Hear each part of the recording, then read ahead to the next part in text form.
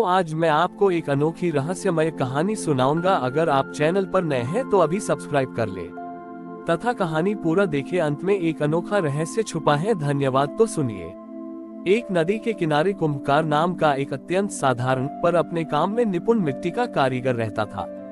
कुंभकार अपनी कला से बहुत प्रेम करता था। वह रोज सुबह सबसे पहले अपने चाक और मिट्टी को प्रणाम करता और शिव के किसी भी भक्त से अधिक एकाग्रता से काम करता था। उसकी भक्ति साधारण थी। वह अपने सबसे उत्तम बर्तन में नदी का जल भरकर शिवलिंग पर चढ़ाता था। उसका जीवन का एकमात्र उद्देश्य था कि वह अपने हाथों से एक ऐसा उत्कृष्ट घड़ा, एक पूर्ण पात्र बनाए जो इतना संतुलित और सुंदर हो कि वह स्वयं महादेव को समर्पित करने लायक हो।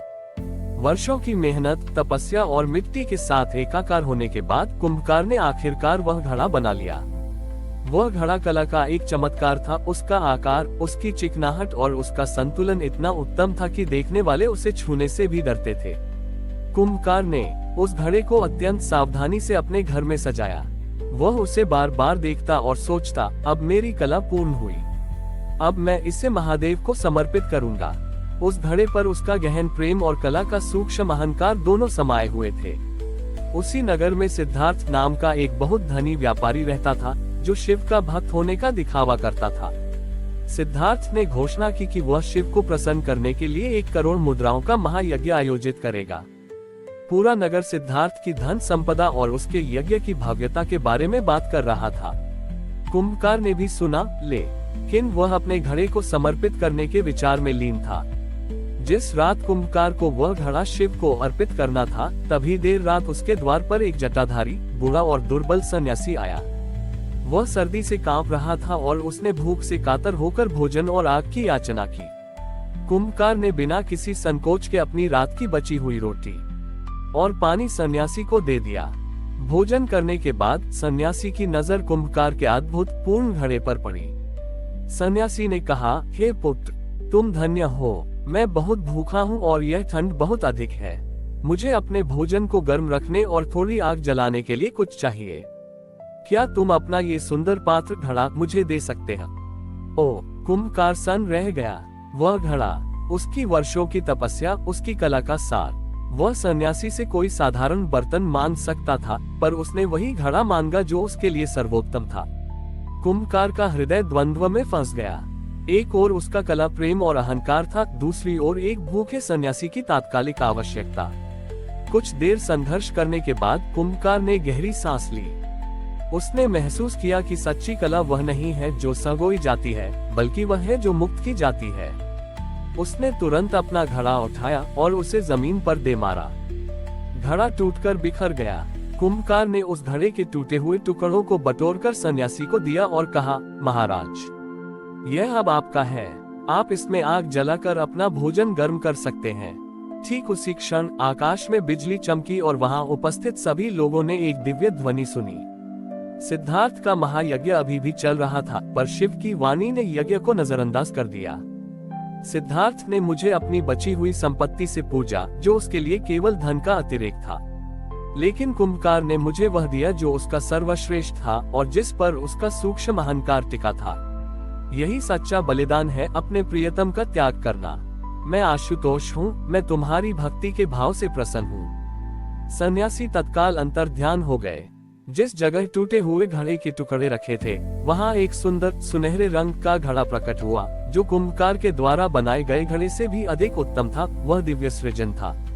कुंभकार ने फिर कभी वह उत्कृष्ट घड़ा बनाने की चिंता नहीं की, क्योंकि उसने जान लिया था कि उसकी कला मिट्टी में नहीं, बल्कि उसके समर्पण में है। वह सुनहरे घड़े को मंदिर में रखा गया, ये याद दिलाने के लिए कि शिव को केवल धन या मंत्रों से नहीं, बल्कि सबसे अधिक प्रिय वस्तु के त्याग से ही प्राप्त किया जा सकता है। कुंभकार के बलिदान और शिव की दिव्य वाणी ने नगर में सब कुछ बदल दिया। सिद्धार्थ का भव्य यज्ञ तुरंत रुक गया। वह अपनी सारी संपत्ति और अपने अहंकार के साथ एक किनारे खड़ा था, ये समझते हुए कि उसका सारा वैभव कुंभकार के एक पल के निस्वार्थ त्याग के सामने शून्य था। सोने का वह चमकीला घड़ा मंदिर में रख दिया गया और जल्दी ही वह स्थान लोगों के लिए आकर्षण का केंद्र बन गया। सिद्धार्थ, जो अब तक धन के मूल्य से सब कुछ मापता था, अभी भी उस घड़े के चमत्कार से पूरी तरह बाहर नहीं निकल पाया था। उसने सोचा कि अगर यह घड़ा इतना चमत्कारी है तो इसे दुनिया के सामने प्रदर्शित करके वह और अधिक ख्याति और धन अर्जित कर सकता है। उसने मंदिर के पुजारियों के सामने एक बड़ी रकम का प्रस्ताव रखा। वह उस स्वर्ण घड़े को खरीदना चाहता था। पुजारी भी इतनी बड़ी संपत्ति से मंदिर का जीर्णोद्धार करने की संभावना से लालच में आ गए। उन्होंने अंतिम निर्णय के लिए कुंभकार को बुलाया, क्योंकि वही शिव की कृपा का प्रत्यक्ष प्रमाण था। पुजारियों ने पूछा, कुंभकार, क्या हमें ये घड़ा बेच देना चाहिए? इससे जो धन मिलेगा उससे कई लोगों का कल्याण हो सकता है। कुंभकार ने स्वर्ण घड़े की ओर देखा, जिसकी चमक ने एक बार उसके मन को भ्रमित किया था। उसने शांत स्वर में कहा, महाराज, ये घड़ा शिव ने मुझे धनवान बनाने के लिए नहीं दिया था, बल्कि मुक्त करने के लिए दिया था। जब यह मेरे पास था तो यह मेरा बंधन था। अब जब यह मंदिर में है तो इसे बेचने से इसकी सार्थकता समाप्त हो जाएगी। कुंभकार ने आगे कहा, इस घड़े का मूल्य स्वर्ण से नहीं, उस त्याग के भाव से है जो इसे बनाने में लगा। यदि आप सच में कल्याण चाहते हैं तो इस घड़े को बेचने की बजाय इसे केवल जल पात्र के रूप में प्रयोग करें। इस जल को प्यासे और भूखे लोगों को पिलाएं। लोगों को पता चलेगा कि शिव का सच्चा आशीर्वाद धन में नहीं, बल्कि सेवा और निर्मोह में है। कुंभकार की यह बात सुनकर सिद्धार्थ के मन में बैठा आखिरी अहंकार भी टूट गया।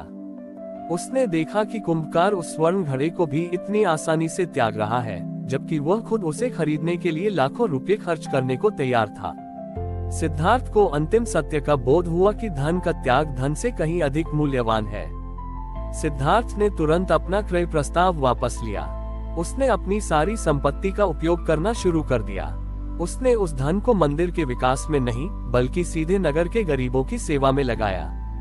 मंदिर के पुजारियों ने कुंभकार की आज्ञा का पालन किया। स्वर्ण घड़े को मंदिर के बाहर लोगों की पहुंच में रखा गया और उस समय केवल सादा नदी का जल भरा गया। अब भक्त वहां स्वर्ण घड़े को छूने नहीं आते थे, बल्कि उस सरल त्याग के जल को पीने आते थे जो उन्हें भक्ति और वैराग्य का पाठ पढ़ाता था। कुंभकार ने फिर कभी उत्कृष्ट घड़ा बनाने की अपेक्षा नहीं रखी। वह अपने काम में वापस लग गया, लेकिन अब उसके हर अपूर्ण पात्र में भी आनंद भर आ रहता था, क्योंकि उसने जान लिया था कि शिव की कृपा वस्तु में नहीं, बल्कि उसे देने वाले हृदय के भाव में वास करती है। उसका जीवन स्वयं एक पूर्ण बलिदानी पात्र बन गया था। हमारी और भी आध्यात्मिक एवं अनोखी कहानियां देखने के लिए हमारे चैनल पर जाएं तथा धार्मिक एवं पौराणिक अनोखी कहानियां हमारे चैनल पर है। कृपया जाके देखें तथा हमारे चैनल को सब्सक्राइब करके रखें और वीडियो लाइक जरूर करें। धन्यवाद।